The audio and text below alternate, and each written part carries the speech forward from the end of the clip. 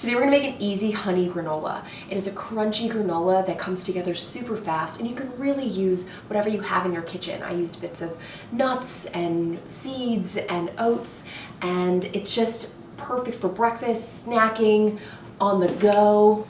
Just saying, it's perfect all the time. Yee! Let's get into it. First step in the honey granola is to toast our oats. So I've got my oats on a baking sheet, and I'm gonna pop in my oven, which is preheated anyways for the granola, to 350 degrees. You can also toast your buckwheat seeds if you are using them at this time. Mine are already toasted because I like to toast them in big batches and eat them. Anyway, toast your oats. All right, next step, this is actually super simple. I feel like I'm making it sound super complicated. We are gonna chop our nuts, toast the things, heat together the liquids, and then pour them and bake them, and it's not that hard, okay? So let's chop our pecans. Chop them as finely as you would like them in your granola. I would like them to be, I want them to be smallish because I want them to be all in the granola. I want like just loose, stray nuts flying about. So go ahead and pop those back in here. Now I'm using almonds, but you could also use pistachios or walnuts. Really any nut that you want to substitute here would be totally fine. Cool. So in my pot, I'm going to put a little bit of canola oil. Yes, you could use an alternative oil if you do not like vegetable oil. Make sure it's neutral in flavor, or your granola will taste like whatever you put in there. And then we've got sugar. Yes, granulated sugar. No one said this was healthy. And then honey. Get it in there. I always put a little bit extra honey or sticky things in my measuring cups, and that way I know that I have a buffer, right? All of the honey is not going to come out and into my pot, but I do want enough honey in my pot, so just put a little extra in there. So in the meantime, I'm going to go ahead and pop this on the stove. I'm going to go ahead and light her up. And I'm going to give it a stir because that sugar is just kind of chilling in there. So go ahead, and if you stir too aggressively, your sugar might crystallize. Just know that. Nice and roasty toasty. So cool. You don't have to wait for any of this to cool, okay? This is just this is easy. In they go. I know you think that's cool. And then, guess what? Our baking sheet is prepared. Anyways, I'm gonna put my buckwheat seeds in there. These are whole buckwheats that I've toasted. Almonds, or whatever nut of choice is.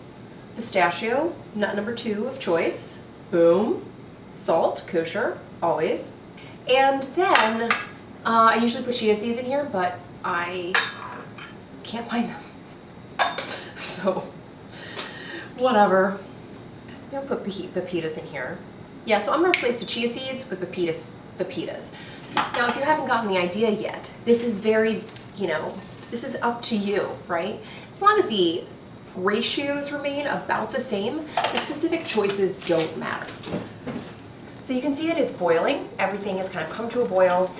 We are waiting for the honey to kind of just caramelize just ever so slightly, okay? We don't want it to be crazy dark, but a little bit dark would be nice. Just a little touch of color. So that color, that light amber, is kind of what we want, right? So I'm gonna pull that off, take that over here, and I'm gonna pour it on top of my dry ingredients, whatever I've chosen. That's what I'm gonna pour it on top of. Okay. I'm gonna take this and I'm going to mix it up.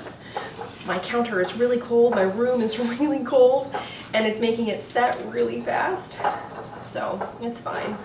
Okay, you want it to coat it.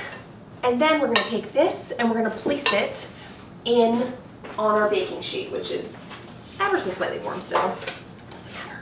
Now you'll notice that I do have some dried fruits over here, and we're gonna put those in after they bake, because otherwise they will burn. Okay, without further ado, get this onto your baking sheet. It's, setting in the bowl is not helping my cause. Okay, all right, so go ahead and spread it out.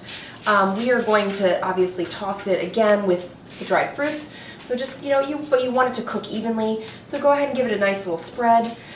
Make sure you have a nice amount of surface area, just like chilling about. Get excited for your granola situation.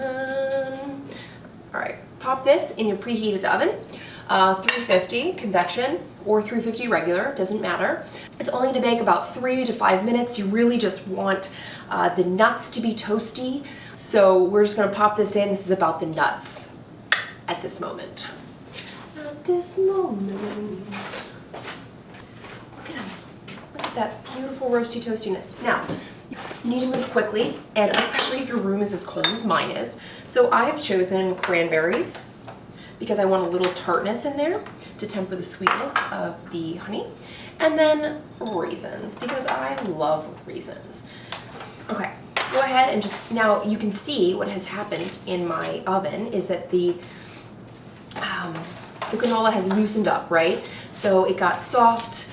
You notice that it was actually kind of like sticking and whatnot. And it will do that again as it cools. But right now, it's really roasty, toasty, and beautiful and warm. And so this is when you're gonna add your dried fruit, and it's gonna start to it's gonna become melded in one, and it's gonna be amazing.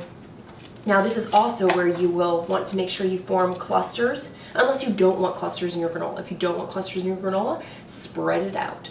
But I want a clustered granola, so I am going to make sure I make, clusters before it cools. Okay, I think that is an appropriate number of clusters. All right, guys. Now, we let this cool. This will burn our mouth right now, and I'm not into that. So we're gonna let it cool. It's gonna cool in like 3 minutes, but I'm gonna give it 5 because I'm feeling generous. It's cool. It is time to try. Yee! It's been like 8 minutes, but my room is cold, so yours might take a little longer. So you can see that it's totally cool, and it breaks apart in the nice chunks that we've created, and it is nice and crunchy and with nice chewy bits from the dried fruit, which is the nice part about this, but you have like nice big pieces that are just like gorgeous. Did you hear that crunch? Mm-hmm. Perfectly crunchy, a little sweet, like the savory from the nuts and the buckwheat seeds, and like a little chew from the dried fruit that we put in there. This is heaven. Heaven.